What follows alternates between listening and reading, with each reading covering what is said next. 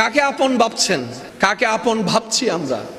নিজের কলিজার টুকরা প্রিয় মানুষ মারা যাওয়ার পরে যদি রাতে 3টা বাজে জানালা দিয়ে আসে ডাইকা বলে আমি আসছি, এটা হায়াত ফিল করে গিয়েবি। ভালোবাসার মানুষের নিতর দেহ যে রুমে থাকে কবর দেওয়ার আগ পর্যন্ত, অনেকেই সেই রুমে রাত্রে যাইতেও ভয় পায়।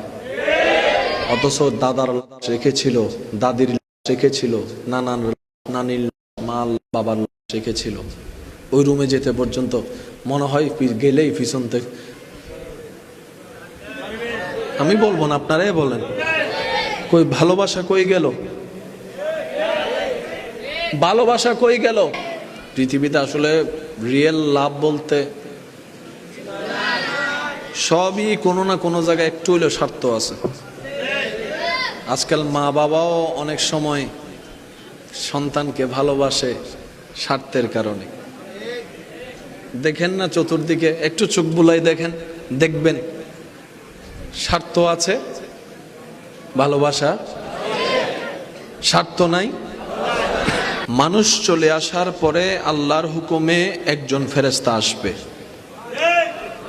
যেই ফেরেশতা এসে ওই মৃত ব্যক্তির দেহে রবের হুকুমে প্রাণ সঞ্চারণ করবে। আমি সবার একটু মনোযোগ চাচ্ছি।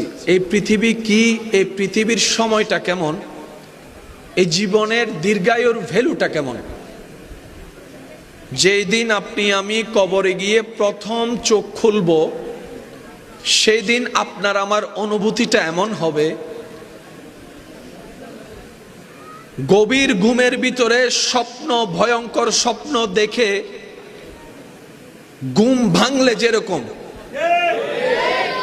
যতক্ষণ ঘুমে স্বপ্নে থাকি মনে হয় যে জীবনটার সময়টা অনেক লম্বা, চোখটা খোলার সাথে সাথে যখন ডানে তাকায়, বামে তাকায়, সামনে তাকায়, মিলাতে পারে না। বিশেষ করে বিকালের ঘুমে, সন্ধ্যার ঘুমে, অনেক সময় সন্ধ্যায় ঘুমাইয়ে যখন আপনি আমি মাগরিবের পর করে চোখ খুলি, তখন তারিখ মিলাইতে পারি না, বার মিলাইতে পারি না, সময় মিলাইতে পারি না।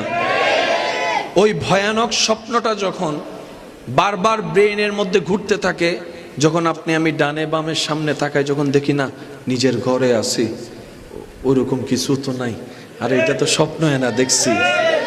ঠিক ঘুমের ভিতরে স্বপ্ন দেখাটা যেরকম চোখ খুলে মনে হয়, যেদিন কবরের প্রথম রাতে আপনি আমি চোখ খুলব, সেই দিন মনে হবে, সেই মুহূর্তে মনে হবে এই 70 বছর